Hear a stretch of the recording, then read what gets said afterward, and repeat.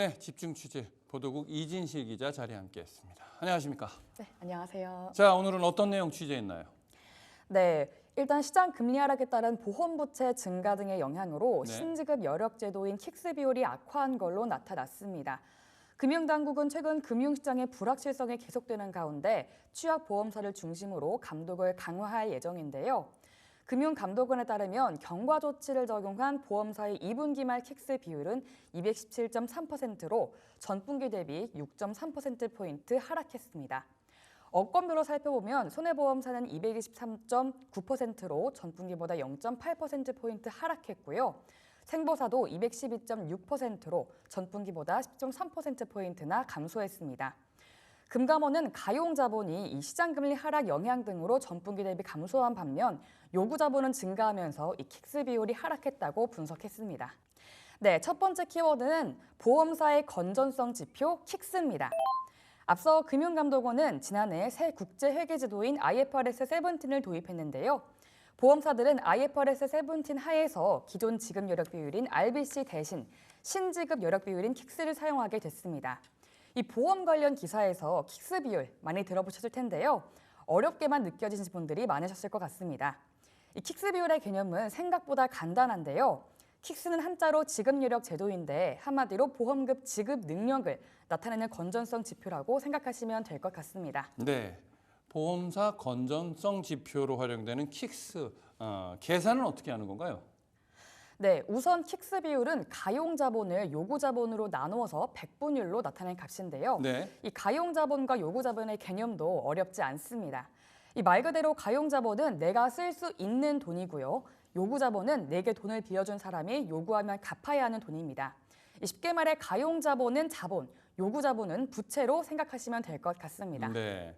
자, 그렇다면 보험사의 킥스 비율 몇 퍼센트를 유지해야 건전하다는 평가를 받나요? 네, 킥스 비율은 보험업법에서 최소 기준치를 100%로 두고 있는데요. 금융감독원은 보험사의 건전성 유지를 위해서 150% 이상을 유지하도록 권고하고 있습니다. 지난 10월 금융감독원에서 발표한 보험업계 킥스 비율에서 이 금감원의 권고치를 넘지 못한 곳은 ABL생명과 MG손해보험 두 곳으로 각각 144.5%와 44.4%를 기록한 걸로 나타났습니다. 네, 자, 그렇다면 이 킥스에 대해서 자세히 알아보고 있는데 두 번째 키워드는 어떤 걸로 선정을 했나요? 네, 두 번째 키워드는 바로 생보 대 손보, 금리 인하 영향은입니다. 네.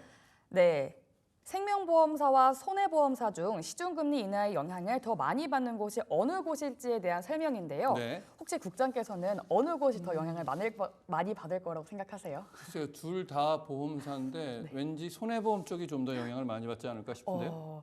정답은 생명보험사입니다. 아, 네. 이 보험업계에서는 종신보험과 같은 만기가 긴 상품의 판매 비율이 높은 생보사가 이 금리 인하 영향을 더 크게 받을 걸로 보고 있는데요. 네. 생보사는 손보상보다 10년 이상의 만기가 긴 보험 상품을 취급해서 투자금 회수 기간을 타는 부채 듀레이션이 길기 때문입니다. 통상 금리가 하락하면 자산과 부채의 평가 가격이 올라가는데요. 생보사는 부채 듀레이션이 긴 탓에 부채가 자산 증가 속도보다 빨라집니다. 부채가 늘면 순자산 감소로 자본이 감소하는데요. 이 자본 감소는 곧 건전성 지표인 킥스 비율 하락에도 영향을 미칩니다. 앞서 지난달 보험연구원은 시장금리가 1%포인트 낮아질 경우 경과조치를 적용하지 않은 생보사 킥스 비율이 9%포인트, 경과조치를 적용한 회사의 킥스 비율은 17%포인트 감소할 걸로 분석했습니다. 네. 최근 이제 금리 인하로 인해서 보험료가 오를 가능성이 있다라는 얘기도 나오고 있던데 업계에선 어떻게 전망하고 있나요? 네, 업계에선 이 금리 인하에 따라 내년 보험료가 오를 가능성이 높을 걸로 평가하고 있습니다. 네. 이 금리가 떨어질 경우 보험사들이 고객의 보험료를 운용할 투자처가 마땅치 않고 또 수익률이 떨어지기 때문에 예정이율이 낮아질 수밖에 없는데요. 앞서 예정이율은 보험사가 가입자에게 이 보험금을 지급하기 전까지 가입자가 납부한 보험료를 운용해서 거둘 수 있는 예상 수익률입니다. 보험사는 기대 수익을 미리 예상해 일정 비율로 보험료를 할인해주기 때문에 통상 예정이율이 높아지면 보험료는 낮아지고 예정이율이 낮아지면 보험료는 올라갑니다. 보험업계에선 금리 인하 여파가 실제 예정이율과 보험료에 반영되기까지 시간이 걸릴 걸로 내다봤습니다. 기준금리 변동 이후 통상 3에서 6개월이 지나서야 기준금리 인하 사이클을 따라가기 때문인데요. 이에 이르면 내년부터 영향을 미칠 거란 분석이 나오고 있습니다. 네, 보험업계 지급 여력 비율 킥스에 대해서 자세히 살펴보고 있는데요. 그렇다면 세 번째 키워드는 어떤 건가요? 네, 세 번째 키워드는 바로 후순위채 발행으로 자본 확충입니다. 네, 현재 보험사들은 앞다퉈 자본 확충에 나서는 모습인데요. 그 이유는 바로 킥스 비율을 맞추기 위해서입니다. 앞서 언급드린 것처럼 킥스 비율은 가용 자본을 요구 자본으로 나눠 100을 곱해 %로 구하는 공식인데요. 이 보험업계는 금융당국의 권고치 150% 이상을 맞추기 위해 회계상 자본으로 인정받을 수 있는 후순위채와 신종자본증권을 줄줄이 발행하는 분위기입니다. 네, 후순위채와 신종자본증권 발행한 보험사는 어디 있나요? 네, 업계에 따르면 먼저 현대해상은 다음 달 4일 4천억 원 규모의 후순위채를 발행할 예정입니다. 또 롯데손해보험의 경우 다음 달 1일 1,500억 원 규모의 후순위채를 발행하기 위한 수요 예측을 진행 중이고요.